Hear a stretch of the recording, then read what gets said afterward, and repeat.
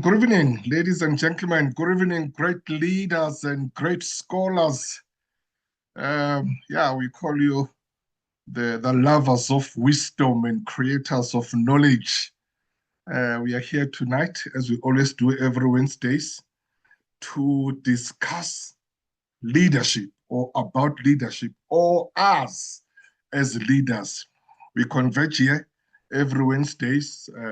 We come from different sectors, backgrounds. We've got scholars here and academics from different universities. We've got politicians, members of the media, executives from private sector, public sector, community leaders, religious leaders, professionals from all walks of life. Wow, zonke bonke, as long as you're a leader, you belong here. So thank you very much for joining us again. My name is Mazwe Majola. I'm from the Worldwide Institute of Leadership and Development. By now, you know that we exist to develop leaders. You know, we realize that if we can, as I always say, if we can fix leadership, maybe our lives will improve. Our families, our communities, our institutions, countries, companies, businesses, everything will be effective because everything revolves around leadership, ladies and gentlemen. Whether you like it or you not, you can have best policies, plans, strategies, everything, but it boils down to leadership. And that is why we meet here every Wednesdays. We come here to encourage each other, to inspire each other, to correct each other, to admonish each other. Because at the end of the day, who's going to correct us? So we're here really to correct each other. And we are here to learn from each other, to unlearn, to relearn, and to co-learn together. Because leadership, it's a journey. Leadership is not a destination. All of us here, and I'm saying this with huge humility and respect, if you thought you have arrived, I've got bad news for you. And I'm saying this with huge responsibility, that as long as you are still here on this planet Earth, we are still on a journey as far as leadership is concerned, because we fall and rise, we make mistakes, we correct each other. Leadership is like that until we go to another world, you know. So that is why we meet here every Wednesdays, and I'm so glad really to that every Wednesday, you know, we now call these our master classes, because there is no way that you'll attend and you'll be disappointed. You know, every time we meet, you will learn something. So thank you so much. May I recognize and welcome our members, our regulars, men and women. We are here as often as possible. As you know, that we learn a lot from each other, always when you are here. And a special welcome to those colleagues who are joining us for the first time. If you are here for the first time, you are not lost. So thank you so much for joining us. And please do feel at home. Don't be diffident. Don't hold back. Don't think, no, I just want to listen to others and learn. Yes, it's important to do that, but also would like to listen to you, because we want to learn from you as well. So everyone, welcome. Thank you so much. Today we are discussing a very interesting and important topic from a dear brother of mine. Today we are discussing unlocking management efficiencies through data-driven processes. You know, so whenever you read those concepts, each and every of them, they mean something. So that's very, very interesting when we are here, because we learn a lot. So it's unlocking management efficiencies through data-driven decisions. And we are going to be led tonight, we are going to be addressed by my dear brother, Professor Mfanelo Ntsobi.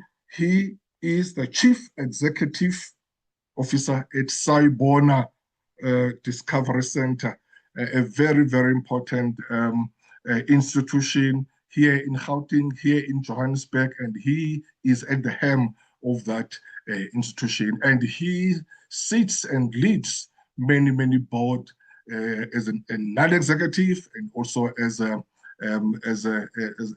chairperson. I know that he's a chairperson of the Gauteng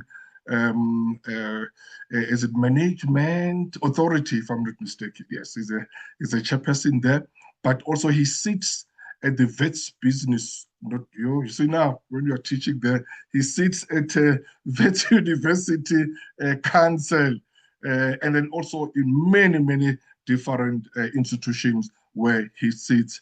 He's a scholar.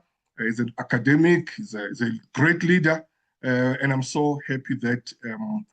He managed to avail himself here. He currently attending and speaking at the conference somewhere in KZN, but he said, Prof, I'll try and make myself available, even though I'll be away. And that's how great leaders are. I mean, and really we are so grateful for his humility. Professor Ntsobi, my brother and my professor, thank you so much for availing yourself tonight.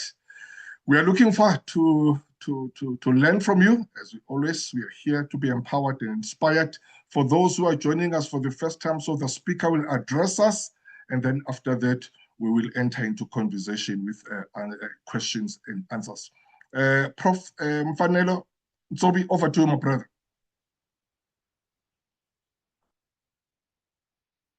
Thank you so much, Prof. I truly appreciate what a generous introduction. I think I heard you very well. Maybe perhaps let me also extend my greetings to esteemed scholars, practitioners, management practitioners. You have mentioned that we are joined by activists, those that you refer to as politicians. We are joined by people coming from all walks of life. Thank you so much. It's my turn to be grilled today. I'm being roasted, and I've gladly accepted. You know, I was thinking, you know, when I was alone with my thoughts, whether to take a conversational approach or whether I should take an academic approach, and you'll understand why I was a bit confused. It's because in my other life, I am a scholar, and at the same time, I'm a practitioner. I'm one of those that are referred to as scholar practitioners. So I'll do a hybrid. I'm not sure if there's such a thing, but I'll attempt. I have prepared a presentation. All right. As I proceed, I have been called upon to facilitate a conversation on unlocking management efficiencies through data-driven decisions. Where do I start? Firstly, Prof, is just to share with you the outline of the discussion points today. Among those, we'll be looking at definitions, case studies. I'll share a few case studies with my colleagues. We'll look at topics such as collaboration and communication related to data-driven decision making. I will also talk about the benefits of data-driven decision making. As we navigate, we'll also look at factors influencing successful data-driven decision management implementation. And lastly, I'll take you through future directions, considerations, as well as my recommendations. As I start, Prof, in an age of saturated information, the ability to communicate clearly and effectively has never been more critical. What I mean is that efficient and effective management in contemporary organizations cannot be separated from the intelligent use of data.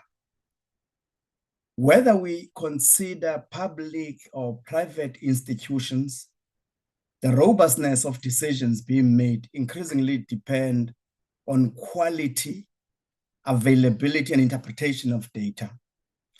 Effectiveness and efficiency are two common words used in business management. And while these words are similar in meaning, they have distinctive differences and contexts within which they are appropriate. So that we don't speak past each other, let me try to clarify that. Firstly, management efficiency refers to how effectively a manager or management team utilizes resources to achieve organizational goals. It's about maximizing output while minimizing input, ensuring tasks are completed with the least amount of time, effort, and resources. On the other hand, management effectiveness refers to the management capacity to reach organizational goals by following established processes and can be measured by key performance indicators, KPIs, or customer feedback. Thus, in the endeavor to unlock and enhance management efficiencies through effective management, I want to talk about the transformative impact of data-driven decision-making. At times, you refer to it as DDDM or triple DM. Data-driven decision-making powered by advancements in artificial intelligence, machine learning, and data visualization tools moves organizations beyond traditional intuition-based approaches to make informed and strategic choices.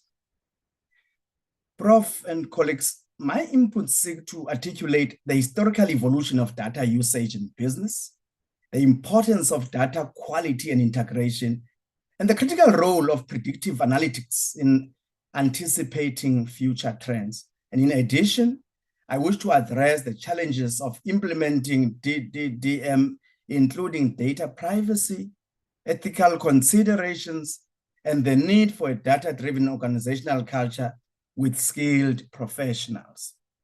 I'm going to share with you a few case studies. The first case study that I want to share with yourselves is the case study of eThekwini municipality, where they used smart water infrastructure as a confirmation that data-driven decision-making is important.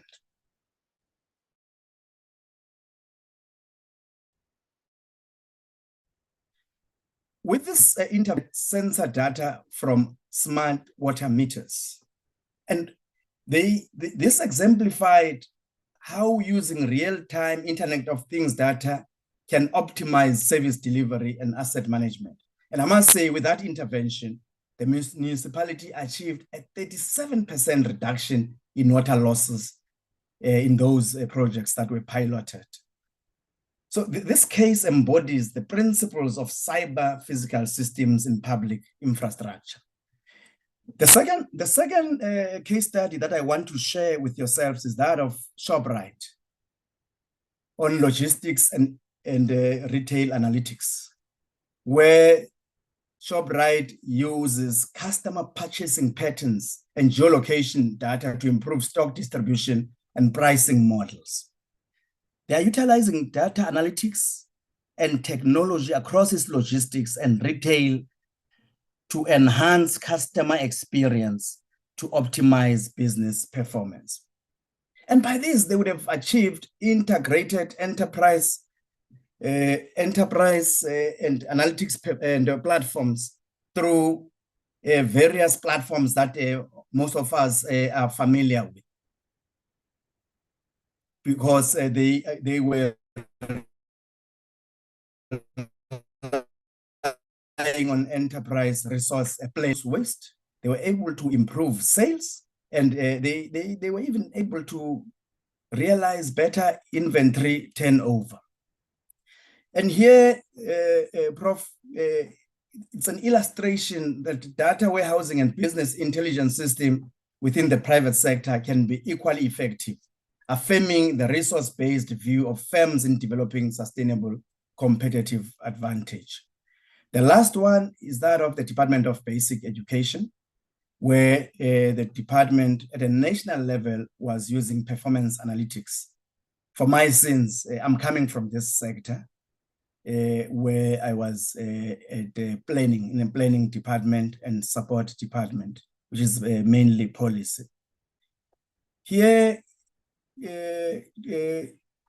program director, the department is using school administration and management system called SASAMS. At the same time, using the National Senior Certificate data to identify underperforming schools and come with practical interventions. And these interventions assisted on the whole school improvement program, resulting in focused resource allocation. Here you know where to allocate tutors, where to allocate textbooks or support with textbooks. In fact, in the main, where to intervene in such a way that you are using your resources efficiently. And it embeds concepts of adaptive management and evidence-based policy, moving beyond bureaucratic inertia towards data-responsive governance. On the case in point where I am at Saibono, by the way, Saibono is the largest science center in the Southern Hemisphere, the second largest in Africa after Egypt. It's a resource that many scholars, as well as residents of Gauteng and citizens are not aware of. It's a jewel. We are a hub for interactive and hands-on learning experiences for learners who are focusing on STEM education, which I would outline later. And the Saibono example demonstrates that we're able to effectively employ data-driven decision-making to guide our projects. The example is one project referred to as Senior Secondary Improvement Program, which we are executing together with the Department of Education here in Gauteng. SIP enrolls an estimated of over 400,000 individuals annually. I know my chairperson is here and he'll wonder, why am I speaking about 400? This is cumulative. But the specific emphasis is on approximately 110,000 learners, grade 12 learners. We are providing them with curriculum support tuition. And this has demonstrated to work very well for us because we are managing extensive data sets with each student exhibiting a unique profile and characteristics, which necessitates a robust data-driven decision-making process to formulate responsive solutions. The one contribution that we have made as Saibono to the sector is the evolution from STEM until we have come with a concept as Saibono referred to as STREAM. STEM, you'd recall, is science, technology, engineering, and mathematics. And then with STEAM, we added A to integrate arts and literacy as essential components. Now with STREAM, we have now integrated research and reading. So the STREAM framework supports multidimensional data collection and analysis, addressing both cognitive and affective learner outcomes. It enables cross-disciplinary insights into learner progress and programs. So it's something that I would want to share, and it has worked very well with us because we are able to deploy our resources even here very well and ensure that we connect SIP and it's mapped with STREAM domains, capturing learner performance in science, maths, and literacy, teacher competency, engagement, and creative thoughts around arts and integration. But we were using technological tools to make these interventions. Effective communication and collaboration are key to building data-driven culture and improving management efficiency. There are a few areas that I want us to look at. Firstly, fostering a data-driven culture. It is crucial to cultivate a culture that prioritizes data literacy and empowers employees at all levels to leverage data in their decision-making processes. Secondly, data visualization tools are highly effective in supporting stakeholder communication and collaboration. They facilitate the sharing of insights and results, which helps build consensus on important decisions by ensuring that all stakeholders are working with the same information. And the third one that I want to share with yourselves is adaptive work environments. The shift towards visual workplaces, accelerated by events like COVID-19 pandemic. You would recall that COVID-19 really challenged us. It challenged us to push boundaries. For instance, the notion of the workplace has changed. The workplace and the classroom with regard to our background is no longer defined in terms of brick and mortar. COVID-19 pandemic underscored the critical need for collaborative solutions and systems. And these systems drive operational excellence and enhance stakeholder satisfaction in project management by enabling teams to work more effectively and efficiently. And you would have said, Prof, that I'm not sitting in 2 conferences, I'm sitting in 3 conferences in 3 geographic locations. And I'm able to do that. But well, of course, there's a downside to that, when fatigue being one of those. But it's doable. We are able to do that thanks to technology. The other point as I move forward is effective collaboration and communication as a requirement to data-driven decision making.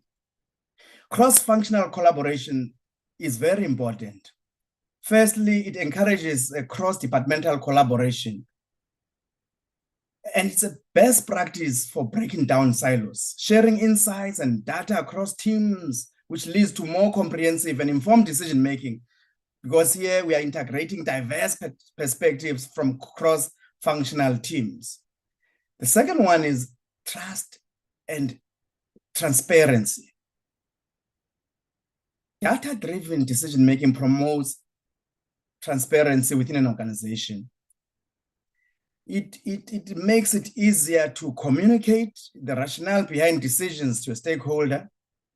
This fosters trust and accountability. A work culture built on transparency and trust, especially concerning personal and professional information management. You know how we struggle with this. Clear communication about data is collected, used, and protected. And it's also essential for ethical and responsible use of analytics. What are the advantages of data-driven decision-making? I'm just going to move fast on this one. Maybe I'll engage later if there is a need to do that. Firstly, is real-time decision-making. Secondly, is effective risk mitigation. Thirdly, is fostering data-driven culture.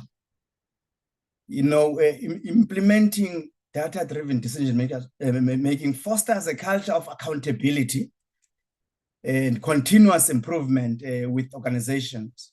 It makes data more accessible and understandable to a wider audience, promoting data literacy and encouraging collaboration across departments. The fourth point is that it increases transparency and trust. I touched on that earlier. And thirdly, it's analytical decision-making culture and decision-making competence. Well, let's look at risks associated with data-driven decision-making, because it does not mean that there are no risks. There are risks. For instance, one scholar that elaborates on these risks is Gadeka. The first risk that we should look at is operational risks, which relate to manufacturing processes, management, maintenance issues, tools, and machines. There are economic risks as well. Primary concern would be financial issues as well as investment. There are legal risks, On legal risks, maybe let me also touch on the potential threats in respect of breach of intellectual property. And lastly, I will speak about ecological risks. This talks to environmental balance, because higher consumption of resources may lead to an adverse impact on the environment. I mean, today we are facing challenges like increasing energy consumption, radioactive substance issues, waste material issues, as well as environmental degradation. So these are some of the risks that we can look at, including social risks, technological risks. Well, what am I recommending, Chair? Firstly, the recommendations for ongoing evolution and refinement of data-driven decision-making practices include interpretability of models, thoughtful visualization selection, continuous skills selection. There's a need for data analysts as well as management practitioners to prioritize data visualization skills and improve their visual storytelling abilities. We may also have to look at intensifying a data-driven decision culture in all organizations and institutions to avoid thumb-sucked decisions, common sense decisions, non-responsive decisions. We may need to enhance ICT infrastructure to provide real-time data acquisition and analysis. As I conclude, Chair, firstly, data-driven decision-making is no longer a futuristic concept, but a critical imperative for success in today's information-rich world. By systematically leveraging data collection and analysis, establishing clear performance metrics and KPIs, utilizing advanced predictive analysis models, and employing effective data visualization tools, organizations can unlock unprecedented levels of management efficiency. Furthermore, fostering culture of collaboration, transparency, and data literacy is crucial for maximizing the benefits of DTM and overcoming inherent challenges relating to data quality, integration, privacy, and resistance to change.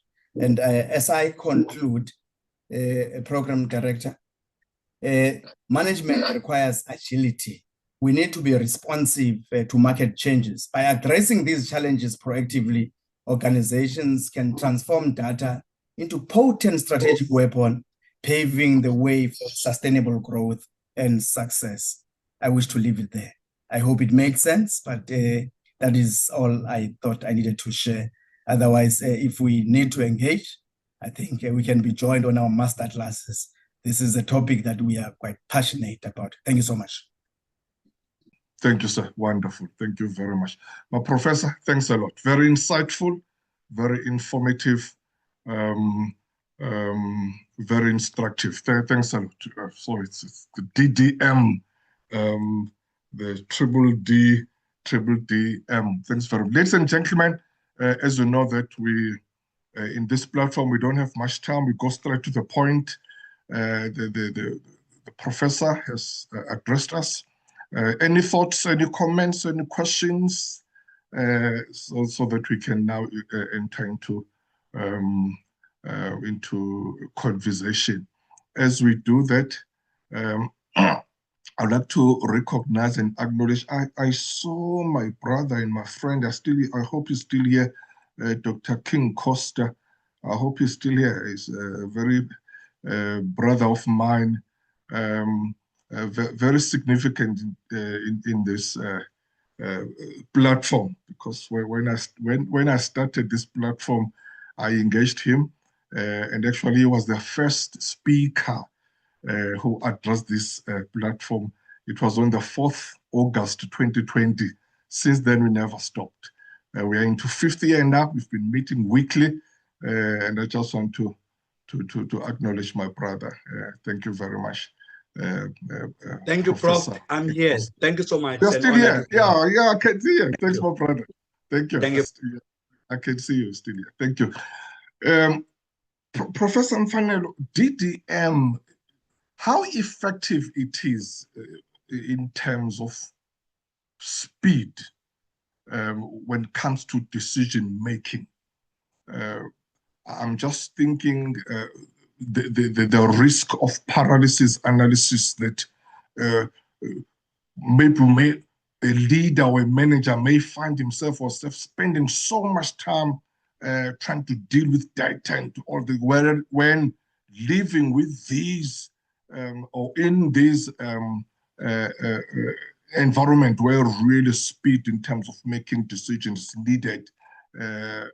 How can a leader balance that, making sure that look at the data. It's important to be informed when you make your decision, but at the same time, don't make too much time, don't take so much time trying to analyze something that is now really, while your competitors are heading on, while you're still busy with your data analysis.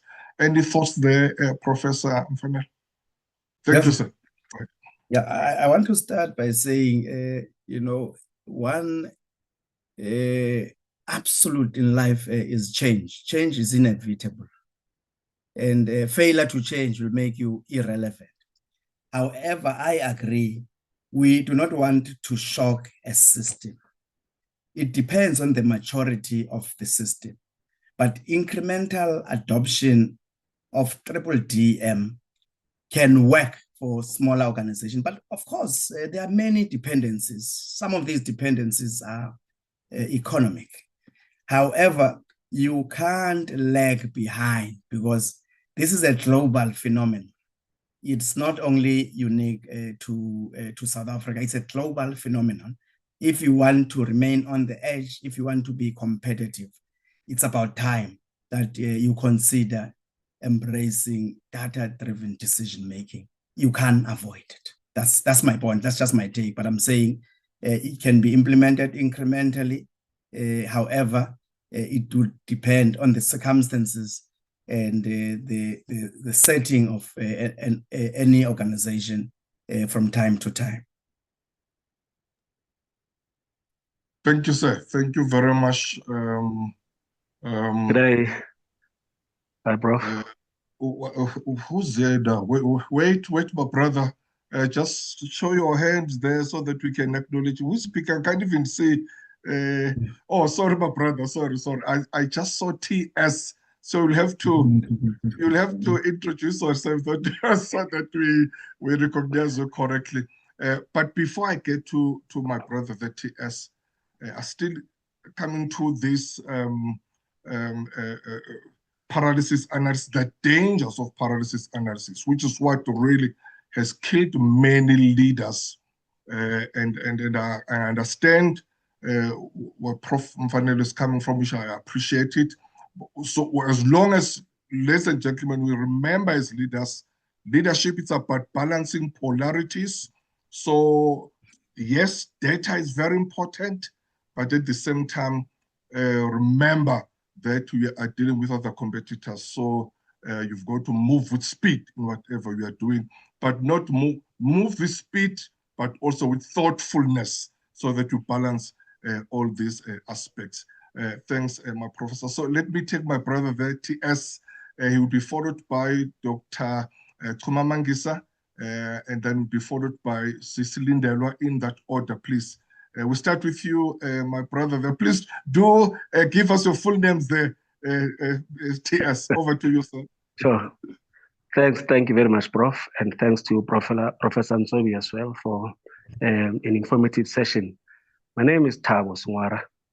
I used to operate in the information and knowledge management space at some time. I have a question. Actually, let me say this, that I'm currently experiencing load shedding. So if I get cut, I'll try and reconnect. So if I get cut, please don't be alarmed. I'll try and rejoin you. My question is this, and it might sound sinister, but I think it relates to, real life experience. We know that the process of decision making, is about collecting information, analyzing information, interpreting it, disseminating it, and at some point storing it. All this, however well-meaning it might be, can be scuppered by the human factor. In other words, somebody might deliberately withhold key information, either just by for pursuing a selfish agenda, or downright incompetence, or just tardiness. So how can we enforce the culture of information sharing? In other words, I'm practically saying, how can we foster the culture of data sharing so that we become a data-driven institution? How can we overcome that human factor problem? I don't know if my question is clear. Yes, it's clear, my brother. Prof, Ntsobi, if you don't mind, my brother, can we take these three ones and then you can respond to them? Yes. Wonderful. Yes. Thank you, sir. Dr. Kumamangesa, over to you. Yes, thank you very much, Prof. I hope I am audible as well. Thank you to Prof. Mfanelo Ntsobi for the insightful presentation. I happen to do some of the work for the water boards in South Africa, Prof. Ntsobi. And challenge being they are not able, to collect the much expected revenue from the municipalities that they are servicing. Now, part of the work obviously had to do with the analysis of the internal environment and thereby the external environment. Now, having met with some of the executive managers within the water boards, shockingly, what I seemed to hear, from them, when I begin to say, perhaps it is the time for you, as water boards to look at data analytics so as to be able, to make well-informed decisions, decisions in real time, because the beast that you guys are encountering, it is so huge. Now, the response that I have, with the executives in the water boards is that, Chief, here we are battling to get water from the municipalities. These analysis, analytics that you are wanting to suggest, they are not going to help us to bring money.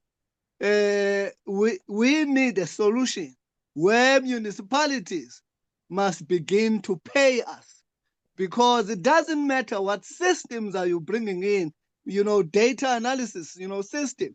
The fact of the matter is, at the end of the day, municipalities are not paying us the money that they are supposed to pay.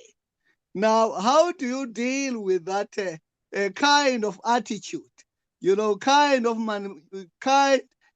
mentality, Prof. Ntsobi, from the executives of the water board. Thank you so much.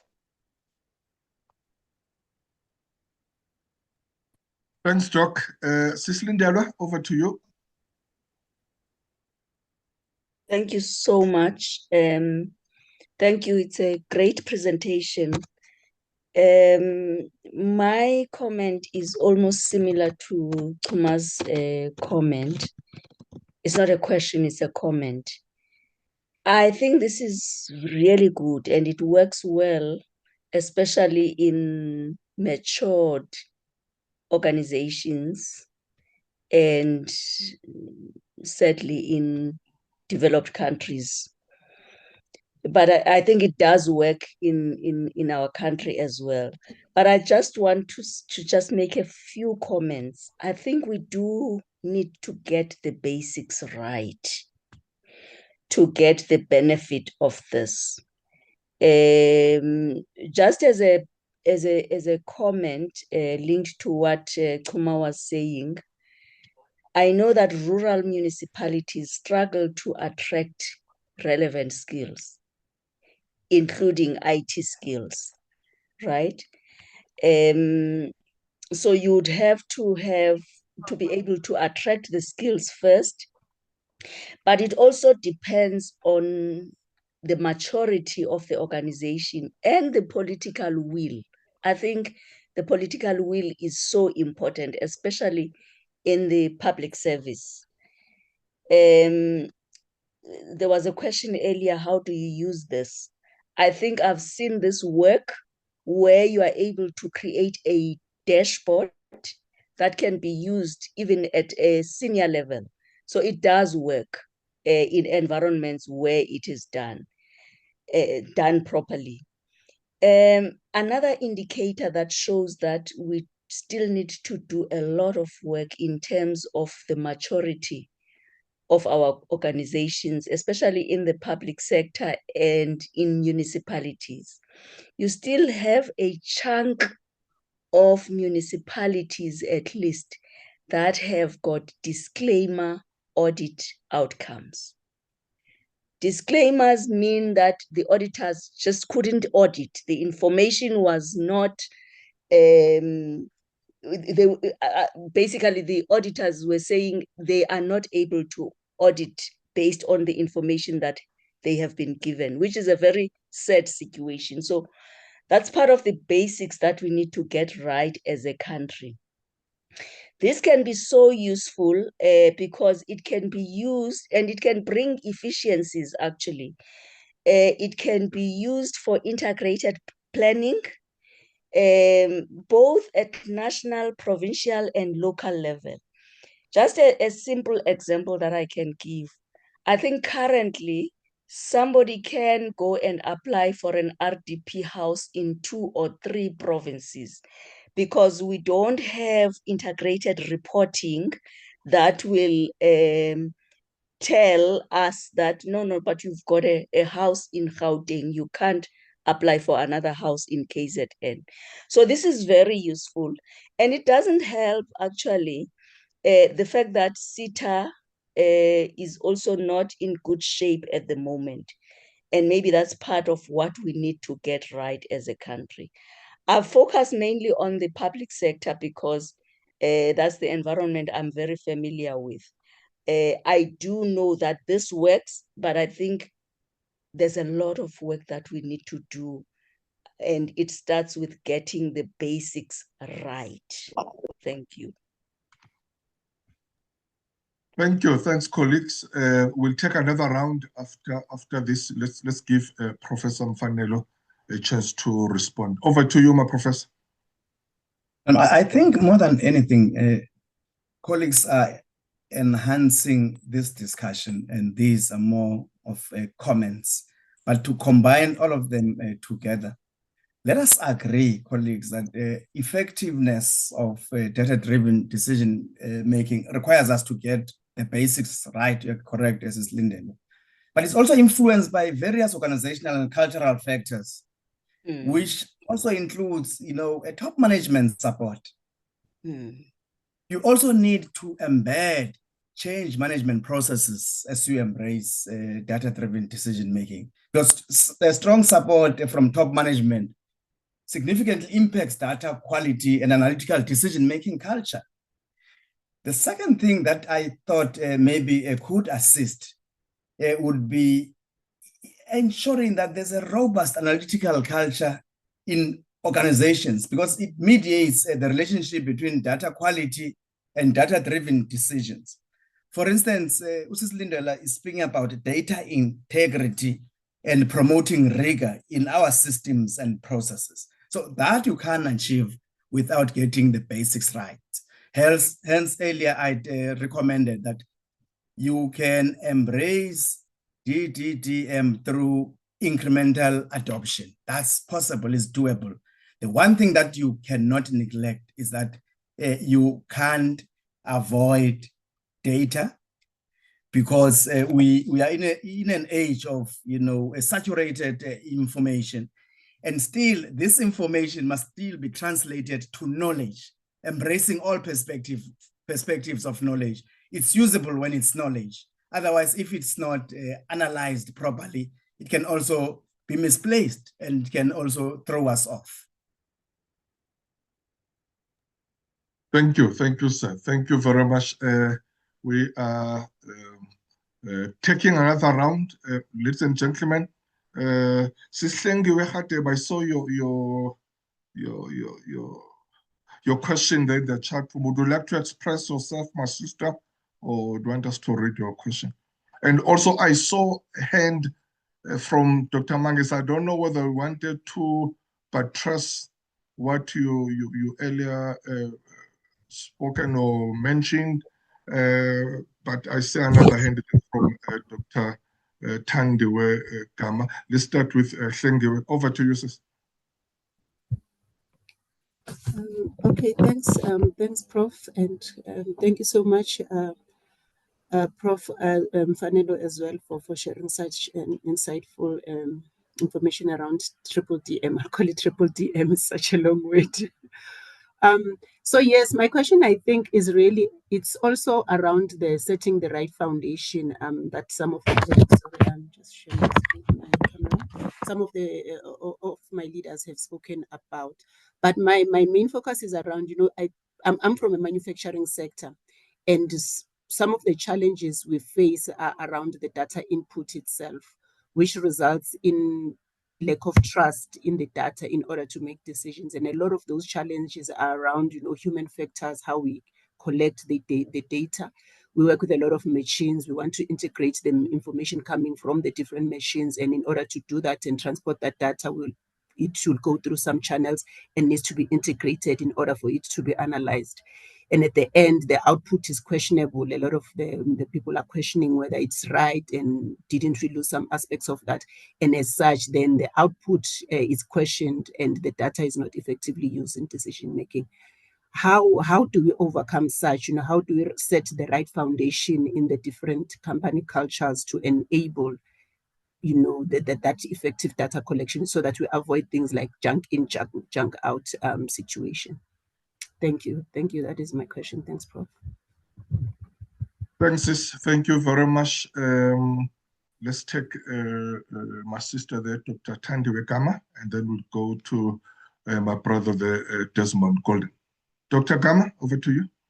Good evening, colleagues. Prof. Mfanelo, what a thought-provoking and interesting, not just interesting, actually very pertinent topic, I must say, and thank you for sharing. As I'm sitting and listening to some of the questions of the colleagues, I think my question to some extent would is a follow-up to a question that was asked by my sister just before me. What, and I'm trying to find a way to put this question in a succinct way. What would make data valuable data? Whose decision is it within the organization? Because we are agreeing that in this age of information, information is galore. It comes from all sorts of corners. It comes from all sorts of perspectives. It comes from all sorts of machines, so to speak. And it can just be information for the sake of information. But once you have to make decisions, that information must be information that is knowledge that can lead you to make a decision.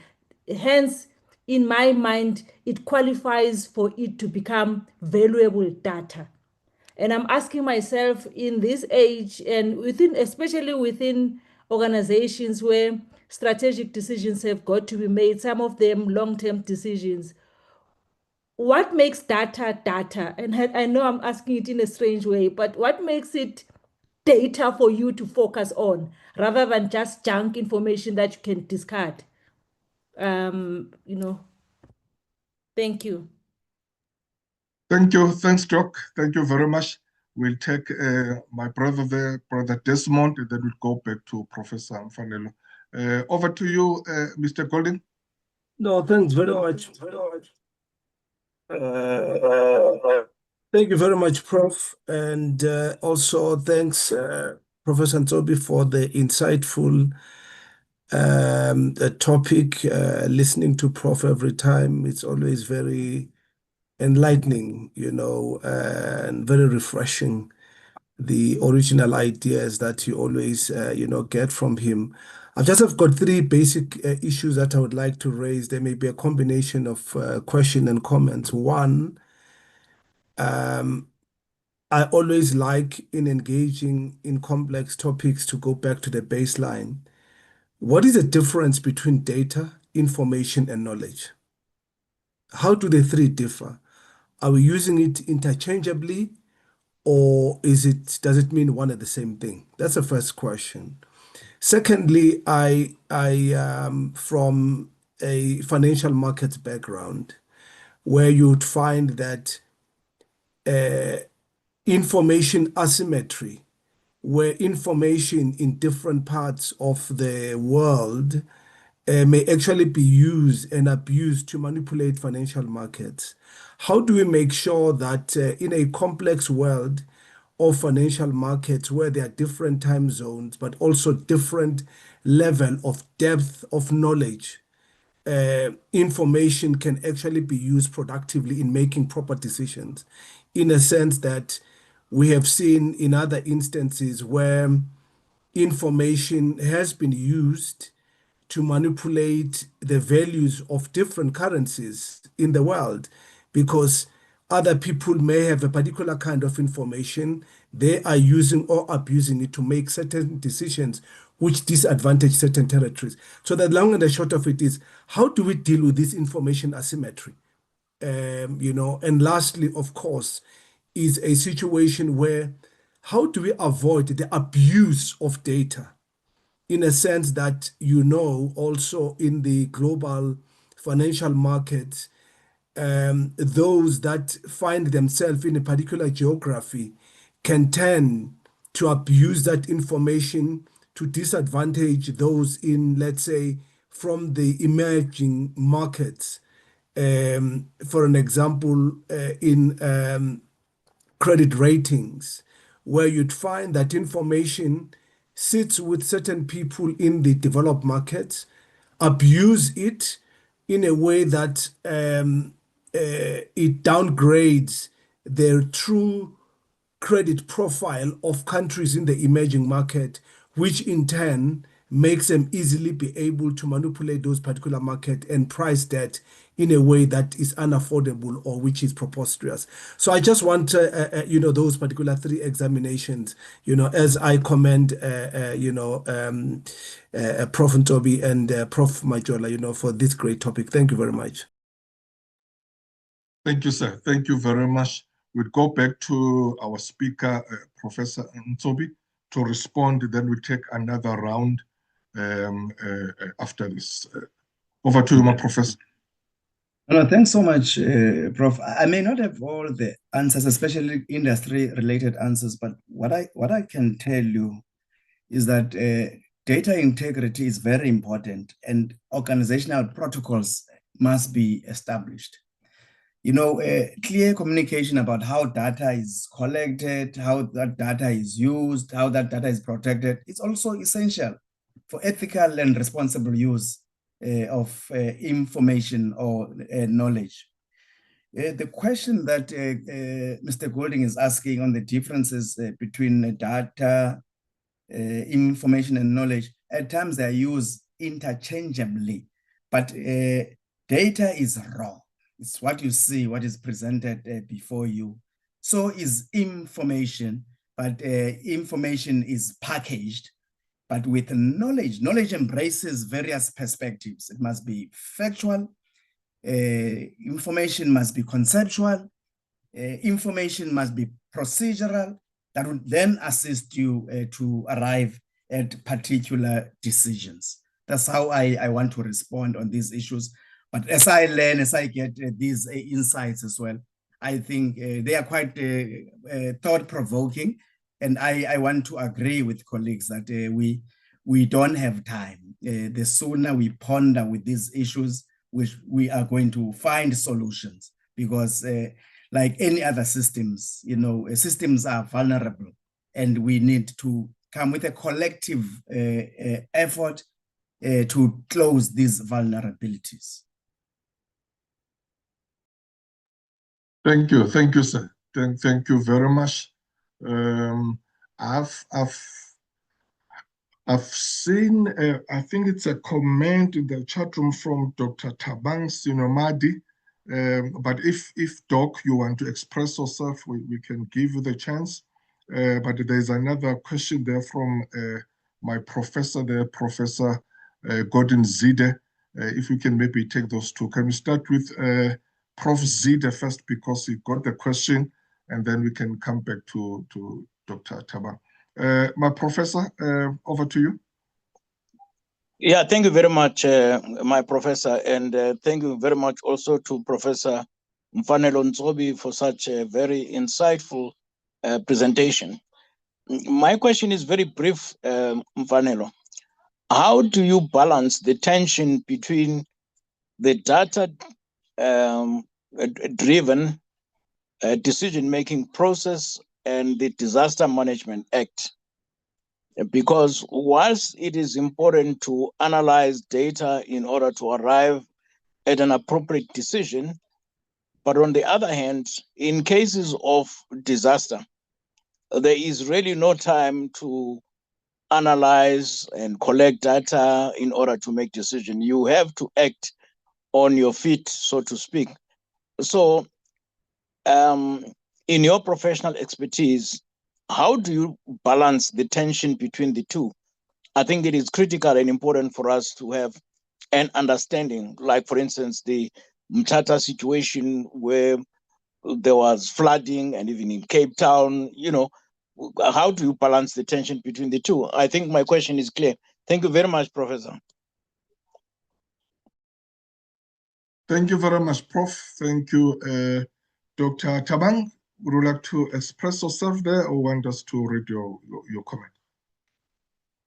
But we can give you the opportunity to hear your voice. Thank you so much, Prof. Majola. No, you can read my comment. Thank you. Okay, thank you, sir. Thank you very much. Yeah, some of the maybe the comments there from my colleagues there, Dr. Sibongiseni Golozeli, greetings leaders. For those who are new to this platform, we make our sessions available in our YouTube channel. Please check that channel there. You'll find all our sessions there, and please do subscribe. Thanks, Dr. Golozeli. And then thank you with Danny Hees, Dr. Mangisa, Lindelwa, and then this Dr. Tabang. To mitigate the risk of overdependence on data, we must also consider the potential for overlooking valuable human perspectives and professional judgment. Furthermore, it is important to acknowledge the skills gap present in some organizations. The effective utilization of advanced data analysis necessitates specialist expertise, and certain businesses may encounter shortages of data scientists and analysts capable of interpreting and applying data insights effectively. Thanks very much, Doc. I would like to suggest that we give Professor Ntsobi to respond, but also to give us his parting shots, as we did say that he's attending or speaking at the conference there. So he was so kind enough that he already gave us his time to present tonight.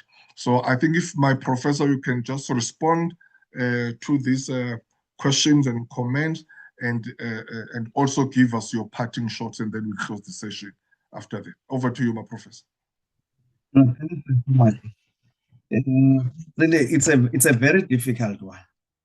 Balancing data-driven decisions against data disaster management as it relates to the Disaster Management Act. There's always a human factor under all circumstances. And you are correct, you're on point. Human judgment is central, even if you are going to rely on data, but all the time. That's why it's called management. It's a science. Human judgment is forever essential, but you need data to make reliable decisions. So it also depends on the maturity of the system, and historical data is also important. There are disaster management protocols. You don't just get into disaster management, or you don't just come into disaster management frameworks without established protocols. Of course, it's some area that requires to be developed, but at some point would have to enhance overall efficiencies that would enable organizations to identify areas where resources can be allocated more efficiently, minimizing waste and maximizing returns across various functions, disaster management being one of those. Those would be my parting shots. Thank you so much. Wow, thank you. Thanks, Prof. Thank you very much, Professor Ntsobi, for introducing us to this very critical and very important area of management and leadership. Decision-making, ladies and gentlemen, is the core of leadership. If you are a leader and you are unable to make timeous decision, you will always be found wanting. So now, Professor Mfanelo says, also look at the data-driven. Very, very important that whatever decision you are making, it must be led and influenced by correct data. And obviously, you've spoken about data integrity, which is very, very important. So thanks so much, my professor. Thank you for your humility and thank you for availing yourself in the midst of your busy schedule. We really appreciate you. Indeed, we'll be inviting you in a very near future to come and mingle with the leaders here. We call this the community of leaders, where leaders talk to other leaders. And also, thank you so much, ladies and gentlemen, especially to those who've joined us for the first time. If you're here for the first time, we meet every Wednesdays. Again, next week, Wednesday, we'll be here with another powerful speaker discussing another very, very important leadership Wednesdays. And also, as my colleague, Dr. Mgolozeli, has requested you to subscribe to our YouTube channel. Please do that so that you can catch all our sessions there. So please don't ask me about recording or something because you'll find it there. So you go to that channel, you'll find the video there, and then you can help yourself. Thank you so much for joining us tonight. The session is adjourned now until we meet again next week, Wednesday. May God bless you and may God bless Africa. Thank you so much.